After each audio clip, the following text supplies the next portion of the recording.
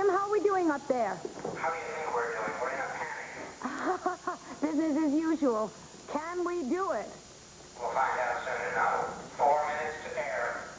Thank you. Oh, Dorian, what about a telephone number or someplace that people can call if they do know? I've already taken care of it. The calls are going to come directly on the floor to the studio. We're going to be flashing a telephone number right on the screen for people to call. Come on. Thank you. You think of everything, don't you? I'm trying.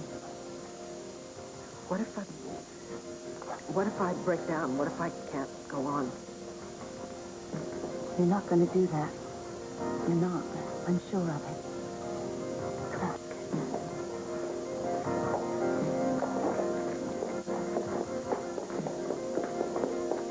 Let's drop it and watch the television, shall we? All of you that tuned in to see Dr. Gilbert will understand, as he did, why we have had to reschedule his show. Instead today, my show will be about a tragedy that has befallen our country, one of the worst in many, many years, and that is the plight of our missing children. I just hope she gets through this in one piece. We have all of us been touched by this tragedy of national proportions. In fact, right here in Landview, the child of Victoria and Clint Buchanan was kidnapped right from her home. And thus far, there have been no clues whatsoever to the whereabouts. I hate the thought of Vicky having to go through this alone. Well, you said Clint's at the office. Poor Vicky, I guess she's just going to have to. Buchanan has asked to come on the show today. She wants to appeal directly to you and ask for your help. Yeah, I'm going down there. But, Doc, she's coming on right now. Oh, yeah, well, you watch it for both of us. I don't want her leaving that show with nobody there to see her. No introduction, so Vicky, please sit down. Thank you. Vicky, you've told me that you want to speak to our audience straight from your heart. That's right. And I'm sure that the audience will listen in the same spirit. We are going to have to break for a brief message, but when we come back, the audience, my show, will be completely yours. Allison must think I've disappeared. But I've got to watch the show. Maria, where are you? The baby's asleep now, but she's going to want some more food soon, and I don't have any. If she doesn't come back soon, I'm going to take the baby back to Lamphere. I'm going to leave her in a bassinet on the doorstep, and I'll just ring the doorbell, and oh, thank God. Who is it? Allison, it's me. Sam? Yeah, Allison, come on, open up. I need to talk to you. Never really had any trouble with words. But unfortunately, right now, I can't think of a single clever thing to say. All I can think about is my baby. Her name is Jessica Ann, and she is the most beautiful and the gentlest creature that God ever put on this earth. And my husband and I, we love her very dearly. She's only been a member of our family for a very short while, but we miss her very much.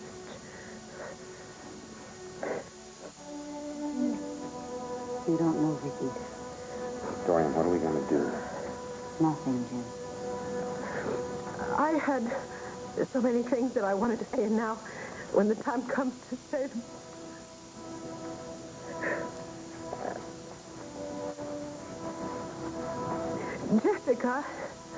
Jessica, my little one, if you can hear my voice, I love you, my angel. And you, whoever you are, the person who has my baby, if you can hear my voice, I have something I'd like to say to you. And it's not being said out of anger or rage, but rather it comes from someone who loves the child that you've taken as your own. I knew she could do it. Because you haven't made a ransom demand, I have come to believe that you must be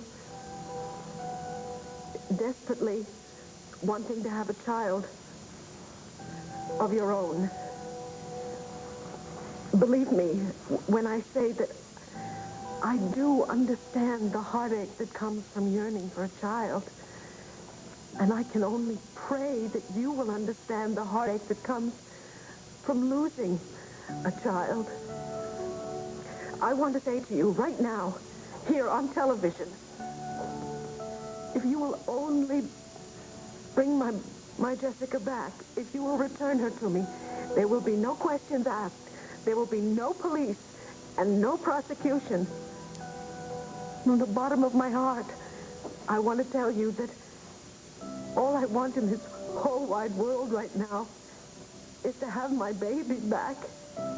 I want my Jessica.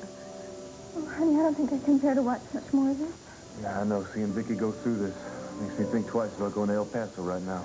I feel like I could just sit here and sob, but I mustn't do it for Jessica's sake. I am begging anyone out there who has any information as to the whereabouts of my baby to please call WVLE. If you call the number here at the studio, they will put your call straight through to me. Please, we want to hear from you. We need to hear from you. And I swear to you, Oh, honey, silly, if that kidnapper has any heart at all, this is going to make them return the baby. Yeah, I hope so. If they do, I want to be there for so it. please, just call the number. Whatever's going on in my life, it is nothing compared to what is going on for my poor sister. The sooner I get to El Paso, the sooner I can get back here to help. And me.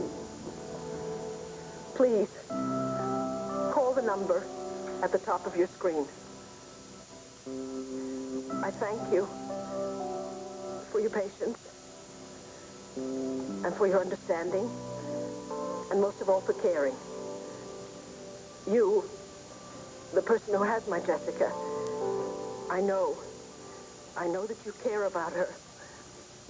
I know that you have a lot of love to give and that you very badly need to give it to a child. But please, I beg of you, if you love Jessica, please bring her home. I didn't take Jessica because I was lonely, Mrs. Buchanan. I took her because Mitch made me do that. Don't you see that? Please call the number that's on your screen. And as God is my witness, there will be no questions and there will be no arrests.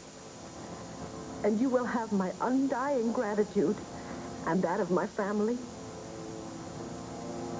That's Jessica's family. Oh, please, I beg of you, give me back my little girl. Please. Well, thank you very much, Mrs. Toledo. Yes, I'm sure that your prayers will have an effect on Jessica's safe return. Oh, I certainly hope so. Oh, yes, thank you. I'm sorry, Mrs. Toledo, my husband is signaling me, yes. I will, and God bless you, too. Goodbye.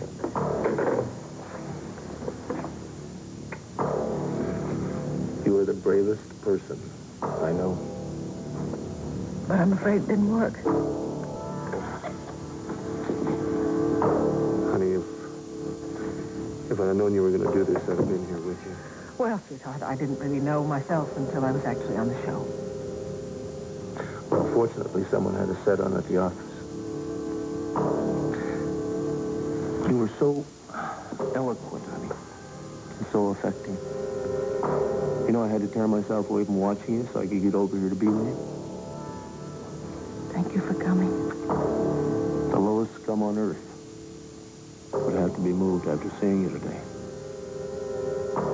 I've never felt so desperate in all my life. I know.